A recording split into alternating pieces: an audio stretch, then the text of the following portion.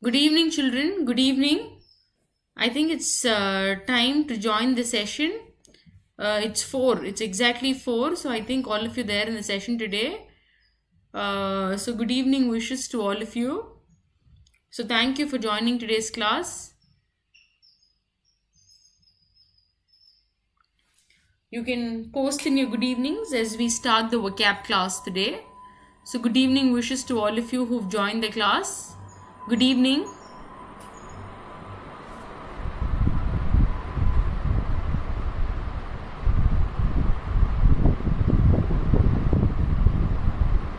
Welcome to Crack with Jack YouTube channel. So today you are in the vocab class, beginner series, the vocabulary. We're dealing with different words. So Gayatri, good evening Gayatri. Rahul Hasan, good evening Rahul Hasan.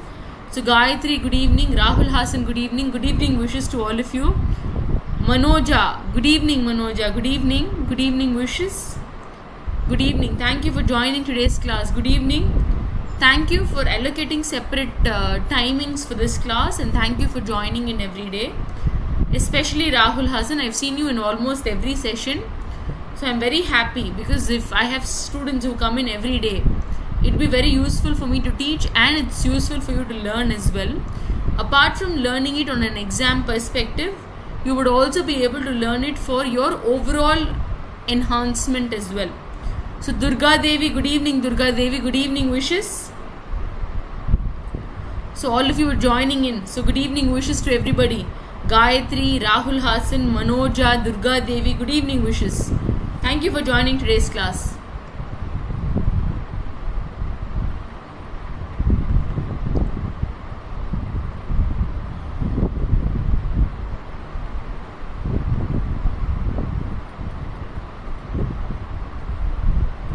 So today we've come to the second set of classes, and the 12 months validity costs rupees 1066. The 9 months validity costs rupees 888. 6 months validity costs rupees 777. The Royal Pass. It's your first class. Gayatri, welcome to your first class. So www.crackwithjack.com அப்படிங்கிற website access பண்ணிங்க அப்படின்னா you can purchase your 12 months validity, your 9 months validity and your 6 months validity. So in terms of your banking curriculum, you have all these informations laid. All bank video courses, all bank exam PDF courses, all mock test series ebooks, all bundle paid PDFs, super batch tests for bank exams, and all current affairs paid PDFs. So your material will comprise of all this in detail, and if all this in detail are rendered to you, it will make it easy for you to clear your bank exam. So Darunya Satanathan. So good evening Darunya. Manikandan, good evening Manikandan, good evening. Thank you for joining today's class.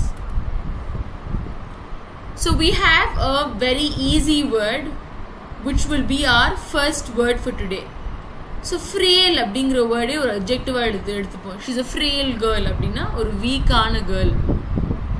Not eating properly has made her frail அப்படின்னா has made her very weak and delicate அப்படின்னு அர்த்தம். So frail is nothing but a very weak and a delicate person, very strong, very soft, a very weak and ஒரு மாதிரி ரொம்ப ஸ்ட்ராங்காகவே ஃபிட்டாகவே இல்லாமல் இருந்தோம் அப்படின்னா it is called frail. It's called frail. So frail is nothing but being weak or weakened. So and it functions as an adjective. So the opposite of frail will be strong and fit. So when you eat good food and when you have, so frail அப்படிங்கிறது is always connected with either over exercising or eating very less food or not eating a balanced meal. So not eating a balanced meal will make you frail. His small frail body, small weak body அப்படின்னு அர்த்தம். So good evening Balasurinder, good evening. My day was good. I had fun. So it was an amazing day today. So thank you for asking. And how was your day, Balasurinder? So Balasurinder, Rahul Hasan, I've seen you in almost every sessions. Thank you for joining and keep continuing your learning experience. Okay. So frail is nothing but it functions as an adjective, and you call a person frail. Due to improper meals, she's become a frail girl. So you can add this sentence. She is a frail girl. So she's a weak girl na artham. improper eating habits,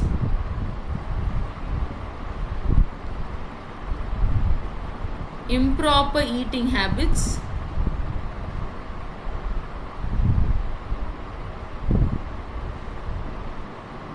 eating habits,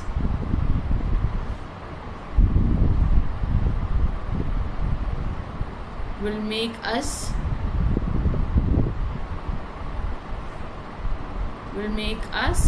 frail. So frail is, it will make you weak. So you should never be frail. You should be healthy and sturdy. You should never be frail. You should be sturdy and healthy. You should be sturdy and healthy.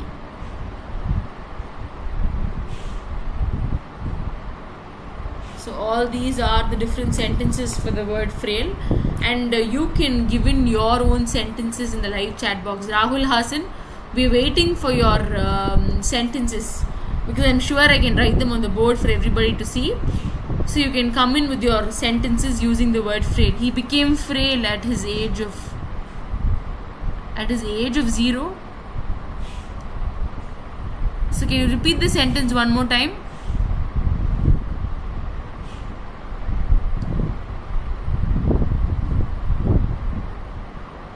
So I'm not able to see the age 0 is basically the first year of human's life, starting from birth. So that is age 0. But he became frail at the age of 70. Okay, sorry. I said age of 0. What is age of 0? Okay. So he became frail due to his due to his highly fast progressing years of life, or something like that. He became frail because of immense hard work or intense hard work. He became frail because he was growing older with a lot of physical work or whatever. He's lost his strength and has become frail because of his intense or immense hard work or whatever. So a lot of physical work makes a person frail when they don't take in the considerable amount of food. He became frail at his age of 70. So he became frail at 70 years of age. Okay, very good. When you grow older, it's very normal. It's very common for you to become frail, which is to become weak and delicate. So that is a very clear idea. Let's go to the next word, tenet. So tenet would be a second word, which is a noun. So tenet is basically a principle or a belief, especially one of the main principles of religion or philosophy. So it is actually a principle. The tenets of classical liberalism, the tenets of ancient Hinduism, the tenets of Sanskrit practices. So all these will be tenets. Tenets are nothing but the principles or beliefs or doctrines which we follow. So ஒரு நம்பிக்கை, ஒரு மூட நம்பிக்கை, இல்லை ஒரு நம்பிக்கை, மூட நம்பிக்கைன்னு கூட சொல்ல முடியாது. It's a நம்பிக்கை. It's a நம்பிக்கை, it's a belief, it's a principle, it's a doctrine. So that is called your tenet. And the opposite of tenet will be நம்பிக்கை இல்லாமல் இருக்கிறது, இல்லை டவுட் பண்ணுறது, இல்லை ரியாலிட்டி அப்படிங்கிற ஒரு நோஷனும் கொண்டு வராங்க இங்கே. So reality would probably mean that it is not more belief oriented, but it is what it really is. அந்த மாதிரியான கான்டெக்ஸ்ட்டில் கொண்டு வந்திருக்கலாம். So tenet is basically a principle or belief, especially one of the main principles of a religion or philosophy. So main trending word இங்கே use பண்ணுவோம். ரிலிஜன்லேயோ இல்லை philosophyலேயோ we will use it to a large extent. Due to some health issues, my friend became frail. Excellent, Dharanya. Kudos to you. Very good, Dharanya. Dharanya is given the sentence saying, due to some health issues, my friend has become frail. My friend became frail. My friend has become frail. Why is a cyclone frail? So I don't think it is common to use frail in terms of a cyclone. So it's basically more appropriately dealt with physical conditions. See, of a person becoming weak and delicate is where you will use the term frail. So it is mostly related to a person and it functions as an adjective. So not in terms of cyclones, onto a larger context of analysis. So tenets of classical liberalism, tenets of ancient Hinduism. I read the tenets of progressive Hinduism. Progressive Hinduism.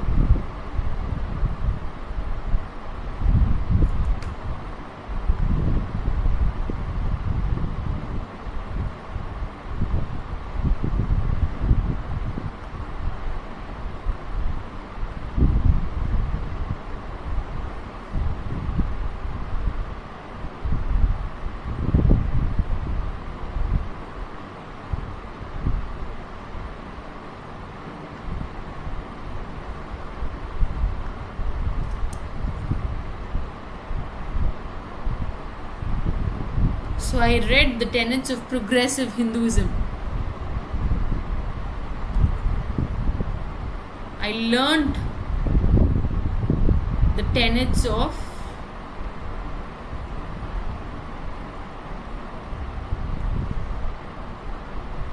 ancient spiritualism or ancient religion.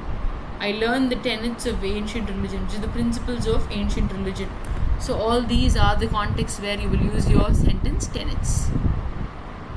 So what is the meaning of doctrine? Doctrines are nothing but they are similar to your principles. So doctrines are nothing but they're very common in terms of your principles. They're similar to principles. In Tamil, we call it kotpaadu. Have you heard the word kotpaadu in Tamil? So that is what is the meaning of doctrine. So kotpaadungra word is a very common word in terms of the Tamil glossary, and they are a set of beliefs that are taught in the church. So நம்ம சர்ச்சுக்கு போகிறோம் அப்படின்னா அங்கே இருக்கக்கூடிய principles, அங்கே இருக்கக்கூடிய beliefs we call it doctrines.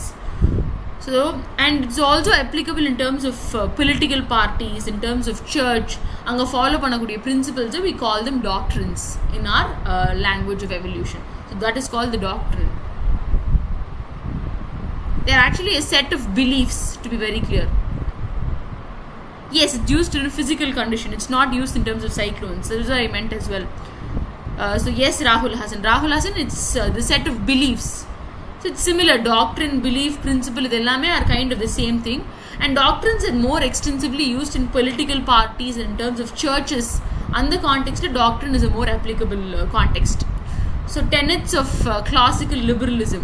So I read the tenets of progressive Hinduism. I learned the tenets of, it's a grammatically wrong way of writing. So I learned the tenets of, I learned the tenets of whatever. So tenets of progressive Hinduism or ancient ancient evolutionary process or whatever you have. So these basically deal with the whole idea of a principle or a belief, especially one of the main principles of religion and philosophy. So that is the main context. So pristine also functions as an adjective. So pristine also functions as an adjective. So it is clean and fresh, as if new and spotless. So after my mom cleaned the vessel, it was the cleaned vessels were adding a pristine effect to the whole context. So the pristine vessels were washed by my mom. So the clean and the fresh, as if new, the spotless vessels, a pristine white shirt, a pristine vessel we derived a pristine vessel after my mom washed it. So pristine is when it's clean and fresh, as if it's new. So when I heard the word pristine, which is in perfect condition, so the only context or the only noun that struck my mind immediately was a vessel. So the vessel when it's shiny and when it's fresh and when it's new, that's the context when we use the term pristine. So the opposite will be dirty or sullied. So it's dirty, which is going to be the opposite of this whole context. So pristine is when it's immaculate or it's in a perfect condition, or it's spotless or it's errorless or it's shiny and it's clear, clean and it's fresh. So my pristine white shirt. I bought a pristine white shirt from the shop the other day. The vessels are the pristine vessels were bought by my mom. The pristine bedsheet cover was found in my friend's house. So whatever ideas you have pertaining to the idea, that it is clean and fresh, as if it's new and it's spotless. That's the whole idea of the noun pristine. So I think that instruction is clear. So you can give me your sentences for the word pristine. So I look for responses from all of you, and I will give in my sentences to you as well. So because that will help you to learn English in a better way. So I'll give you a simple sentence in the first place. He was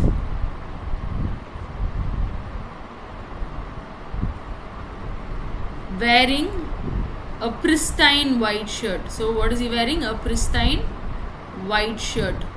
So his shirt is white and it's pristine, which is it's very new, and it is error. It doesn't have any dirt or anything. My office is a mess, but her office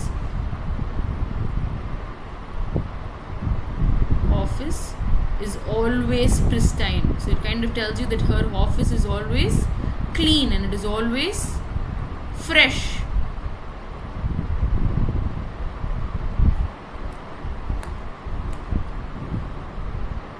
So it's clean, or it has never been used before. Those are contexts where you will use the term pristine. Check your shoes before walking on a pristine white carpet. So before you walk on a clear white carpet, what are you supposed to do? You're supposed to check your shoes. A long time ago, pristine was used to describe primitive. So when you go to the ancient or the very prehistoric times, pristine was initially used to describe ancient or primitive things, but later it fell into place and it started talking about immaculately clean things, or things which are of. He bought a pristine white car. Okay, very good. So he bought a very clean white car. So it's an adjective, so it can function before many nouns, so it's still not an error. So pristine is actually a context where it's clean and fresh, as if new, spotless. So that is the whole idea. Pristine white shirt, pristine office, or pristine vessel, or pristine white car, whatever ideas you have. So the rest of you all can also give me your sentences in the live chat box. I'm waiting for the sentences to reach me. So if you want to say the car is in pristine condition, so you can sentence it like that. The car is in a pristine condition.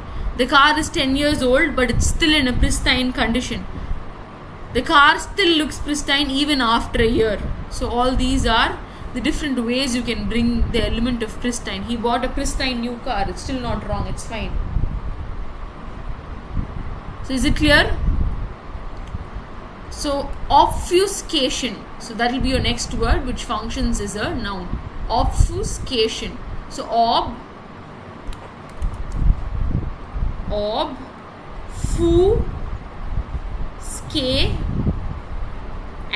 That will be the pronunciation of this word, because I googled a lot of times to understand the pronunciation of this word, and it's obfuscation. So that's the pronunciation of this word. The action of making things obscure, unclear, or unintelligible. So when you are not very clear, when you're not very particular, or when you are not very and it requires a clarification.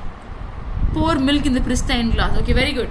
I poured milk in this pristine container. Very good.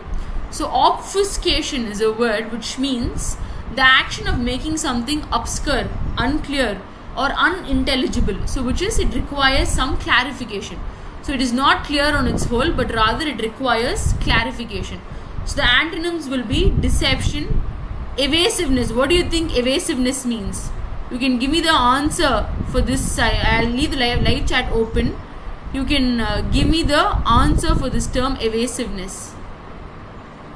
So what do you mean by evasiveness?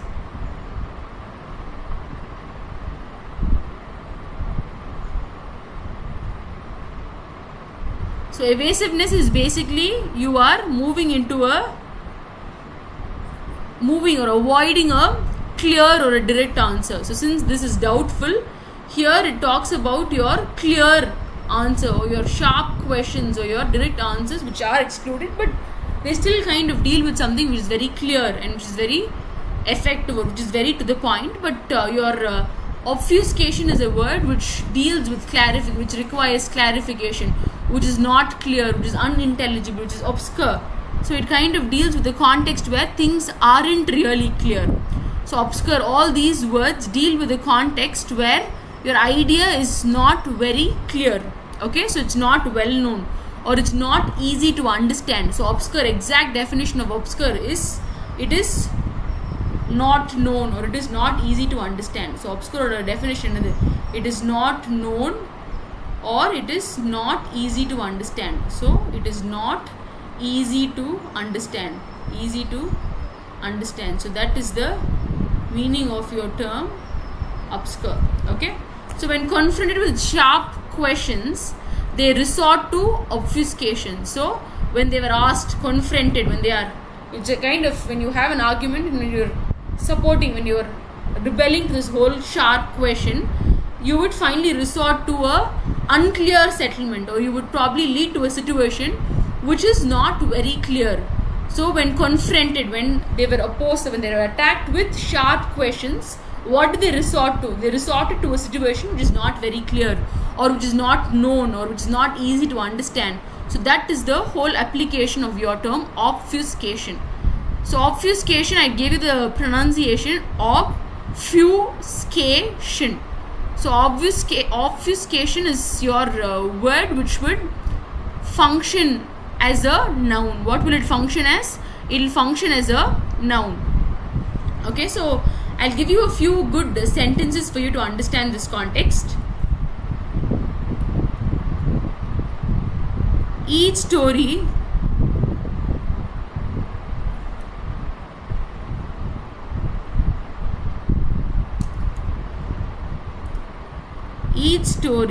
rested on the evidence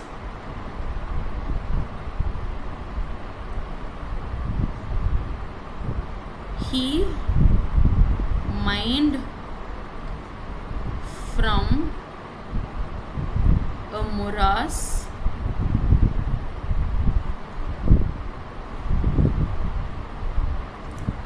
of obfuscation and denial.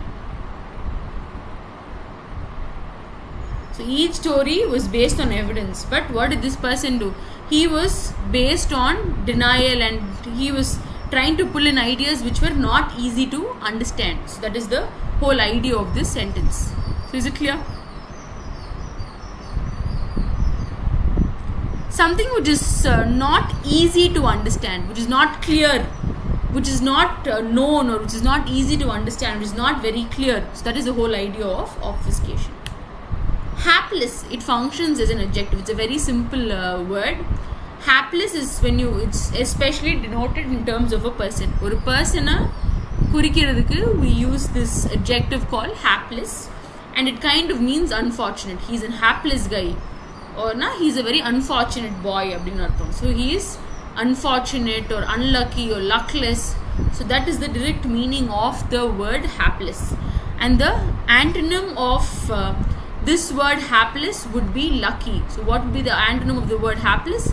It will be lucky. When you are really good with things, when you're born with a silver spoon, or when you are very lucky, and when you are too good at something, it is probably the opposite of the word hapless, which means being very unfortunate.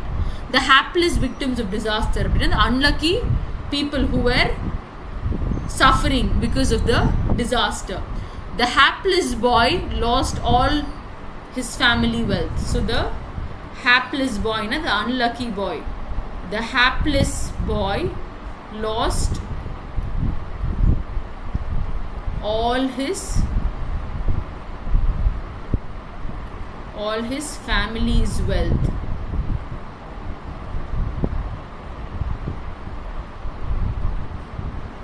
The hapless thief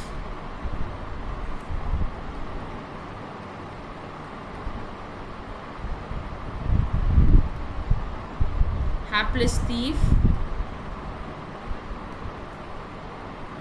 was put to death. Was put to death na?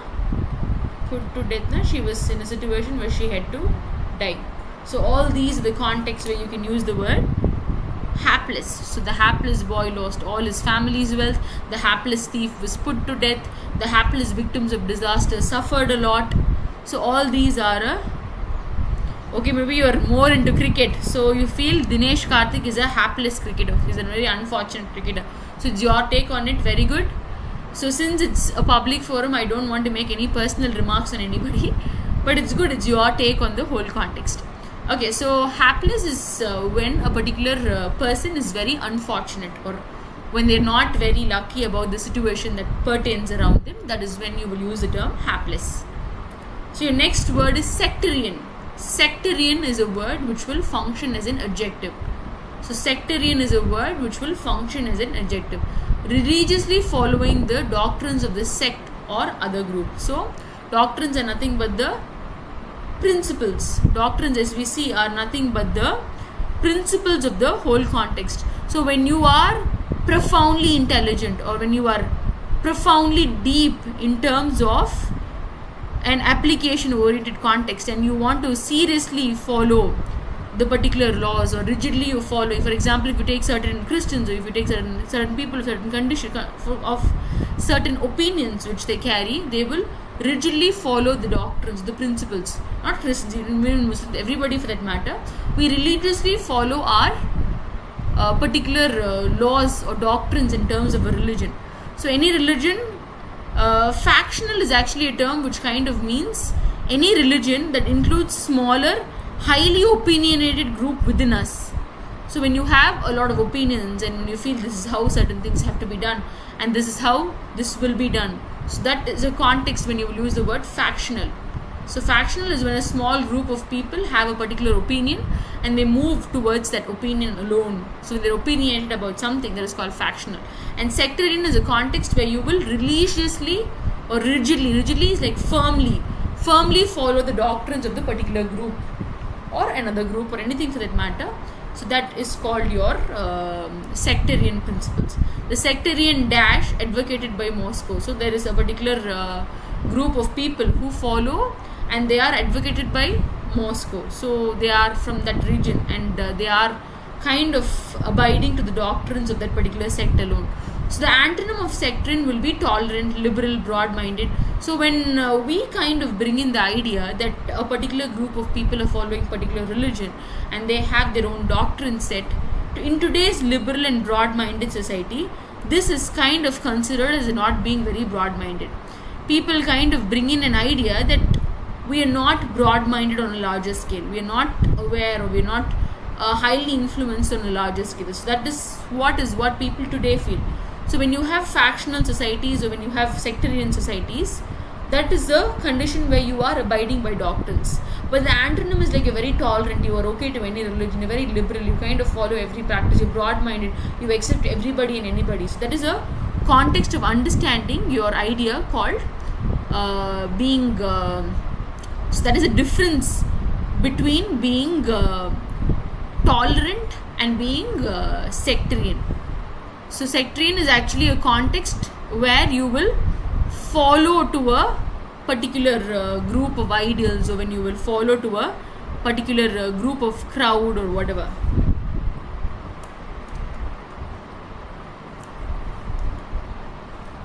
So here I will give you a sentence for this.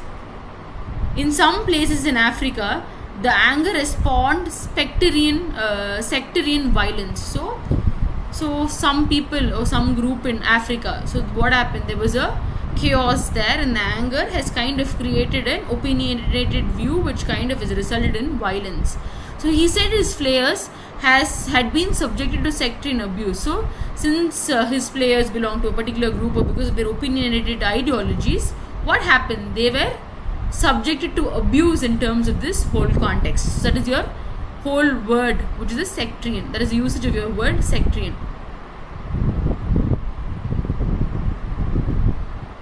So this is an excellent sentence that I would like to share. Just read the sentence. The country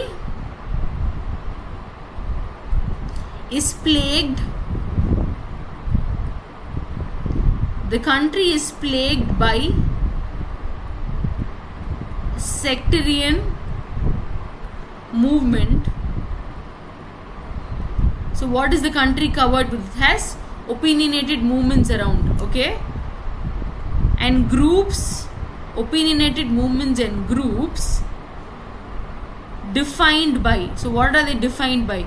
So the country has plagued by sectarian movements and groups. So that it has their own opinions which are defined by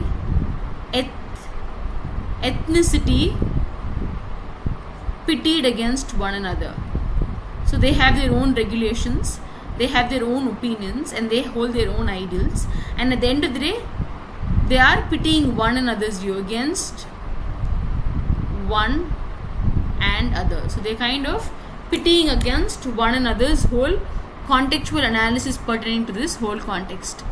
My friend has a sectarian point of view. Sectarian, so you feel it's they have a rigid point of view, so sectarian point of view, okay? But in this context it's more appropriate. So see, there are the doctrines, the principles in terms of a country or in terms of a group. The country is plagued by sectarian movements and groups defined by ethnicity pitted against one another. So this is a very elaborate sentence which would give you more ideas. So the country is filled with what? With their own opinions being carried by different groups, and they're all defined by ethnicity, and one kind of pities the other for the ideologies of the group of doctrines that they share.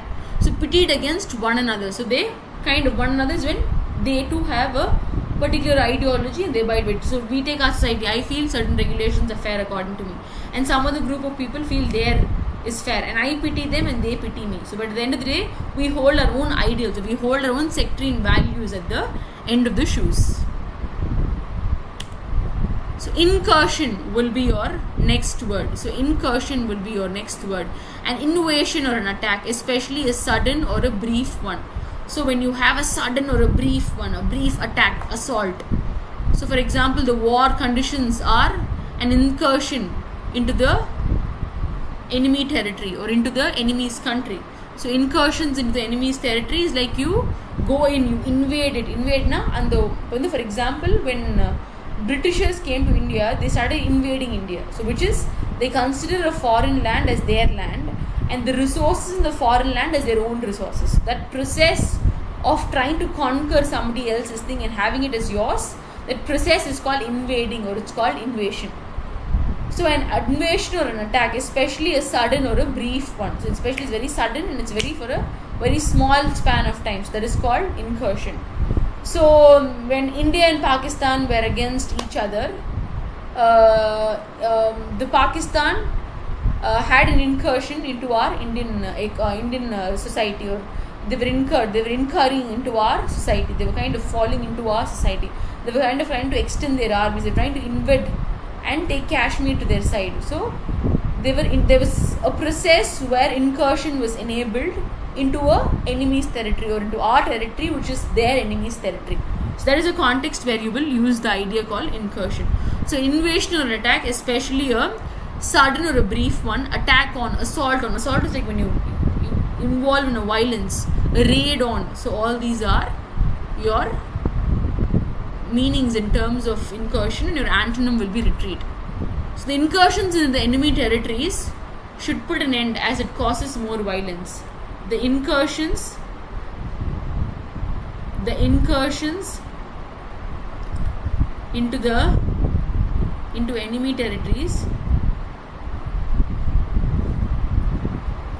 enemy territories should stop,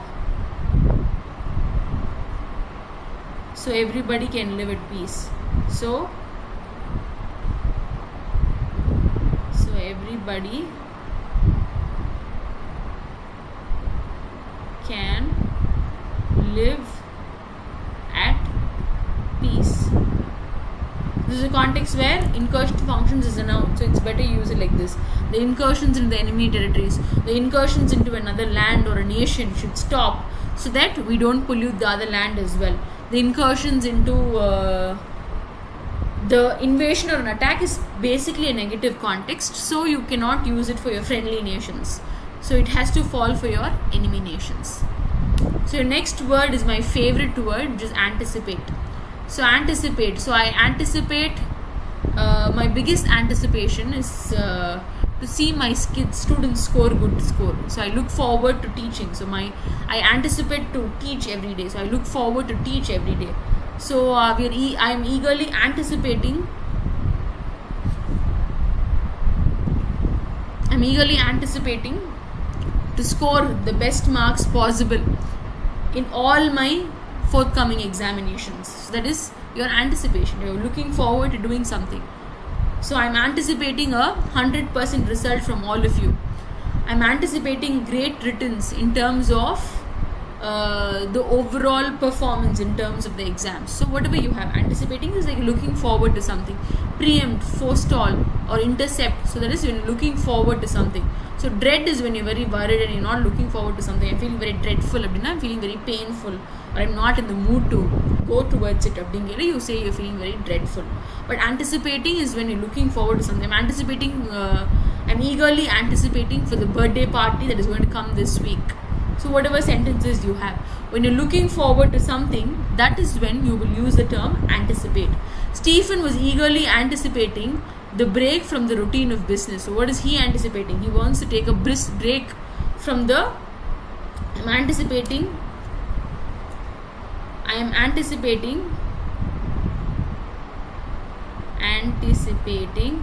good results from my children. Good results in the examination. When you're looking forward to something, so that is when you will use examination. So I'm anticipating a gift from my father. So I am looking forward for a gift. I'm anticipating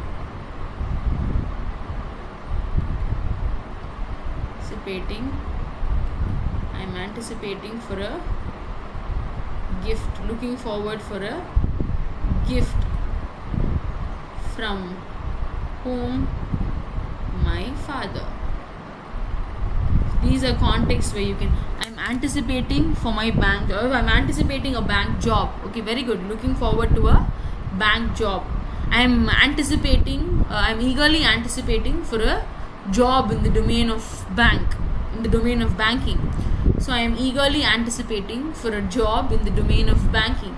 So that is how you can rephrase it in a very elegant way. So you can have your own ways, but at the end of the day, the best way cracks. So tantamount is a adjective. So tantamount is very good, Rahul Hassan. The king was anticipating for the enemy's next move. So he's looking forward to the enemy's next move so that he can attack him and win. Okay, very good. Good idea. Yes, Gayatri. So tantamount is equivalent in seriousness to virtually the same as. So when it's equivalent to something. The resignations were tantamount to the admission of guilt. So the resignations and the admissions of guilt, they were almost equivalent to each other. So equivalent to, or equal to, or amounting to. So the different, or the antonym will be different or opposite. So the antonym will be different or opposite. So tantamount is a very common word which kind of signifies that two contexts are equal. When they are in pace with each other, that's when you will use tantamount.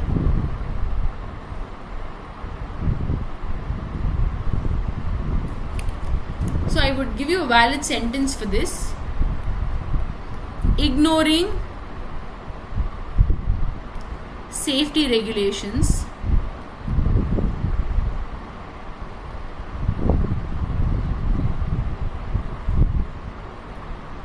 is tantamount, is equal to, what is it equal to?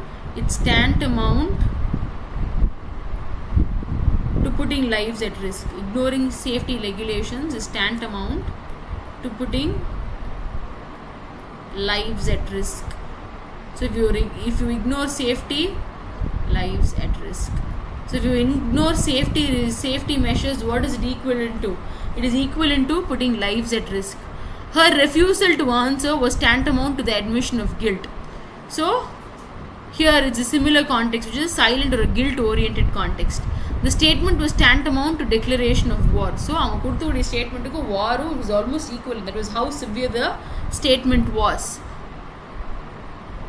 So for some, missing the final exam is tantamount to dropping out of college. So சில பேருக்கு என்னது final exam எழுதாமல் இருக்கிறதுக்கும் college வந்து ஆரம்பத்திலே வெளியே போகிறதும் கிட்டத்தட்ட ஒன்று தான் அப்படிங்கிறது. Because it is equivalent to, or it is almost equal to, right?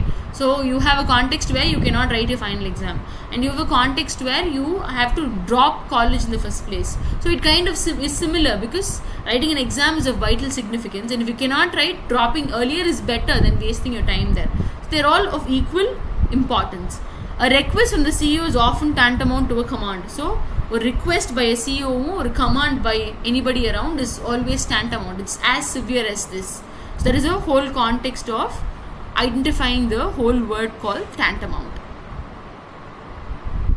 So is it clear? You can give me sentences for tantamount. And your last word for today will be plunge. So plunge is also one of my favorite words, and it functions as a verb. So fall suddenly and uncontrollably. So for example, so you say that you're riding a car, okay? So and you are immediately going to dash on a person. So you change your steering and you go and dash on a particular volcano or a particular mountain or something for them, or something rock or something like that, okay? So that particular situation of acting uncontrollably, that is called plunging. So that is called crash nu sollalam, illa plummet nu sollalam, illa pitch nu sollalam. So that is called your idea of falling suddenly or uncontrollably. So a car swerved to avoid a bus and plunged into a ravine. Ravine is basically one type of a landscape, and when you are going in a car, to avoid hitting on the bus, you are plunging, which is you're moving uncontrollably and falling suddenly into another landscape. So that is called plunging. So that is when you will use the idea called plunging. So plunging. So a bike swerved to avoid a pregnant woman and plunged into the wildest landscapes of the mountain. So there are all different ways by which you can use your sentence plunge. So a bike or a motorcycle swerved to avoid a small dog and plunged into a big lorry, or into a lorry, or it moved uncontrollably or fell suddenly into what? Into a lorry or into a ravine or into any conditions for that matter. But this kind of tells you that it is going to fall suddenly, or it's going to be uncontrollable in terms of the situation. So that is a context where you will use the term plunge. So plunge will be to crash or to plummet or to pitch or into anything like that. And it is actually a context which kind of means that you are doing something uncontrollably because of the situation. So you're falling suddenly, you're doing something uncontrollably because of the situation that follows. So you can give in your sentences in the live chat. We can discuss a few sentences. And your words for today are done. So as we say, the Crack with Jack YouTube channel, the 12 months validity, cost rupees 1066, 9 months validity 888, 6 months validity 777. So if you want to purchase the Royal Pass, you have to visit www.crackwithjack.com, and your all your materials will consist of all bank video courses, all bank exam PDF courses, all mock test series and ebooks, all bundle paid PDFs, all super batch tests for bank exams, and all current affairs paid PDFs. It comprises of all these different elements, and it will definitely be useful for you. And Rahul Hassan, I want a sentence in plunge. Rahul Hassan or Gayatri, you can give me a sentence in plunge. Plunged into the ravine. The unconscious alcoholic driver to avoid a old man plunged into the dilapidated building. So which is an old building. We learned dilapidated yesterday. Yes, thank you Rahul Hassan. Thank you for saying it was a good session. Thank you. So but you can listen to the sentence. An old alcoholic driver, to escape the police, plunged into a dilapidated building, into an old building.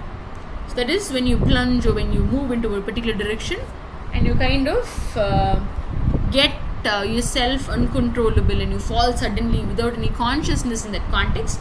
That's called plunging. So to the rest of you all, thank you for joining today's class. Thank you.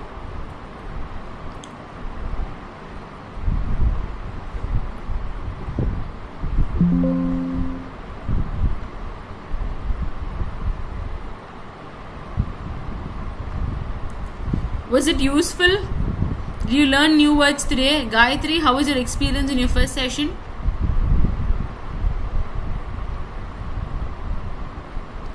You would have learned new words, right, Gayatri? Thank you, Rahul Hassan. Thank you. I keep plunging varade. I keep plunging varade. That is not inappropriate. He plunged his hand in a door. So you're kind of saying that he plunged his hand in a door. Okay, but your first context where you say to keep plunging varula, he plunged me to a victory is a common context. So that is when it's actually a lyrical phrase, which is a victory in Jesus, who believes you are plunging into a particular context of analysis. Okay, so but while I am practicing scooter, I keep plunging. It is not an appropriate sentence, Darunya.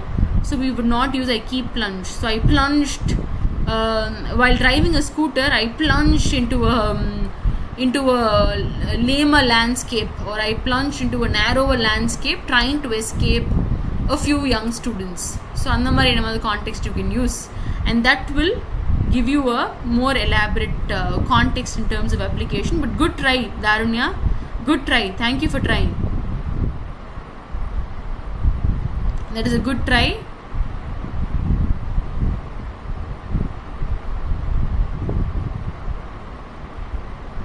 So the rest of you all can also try.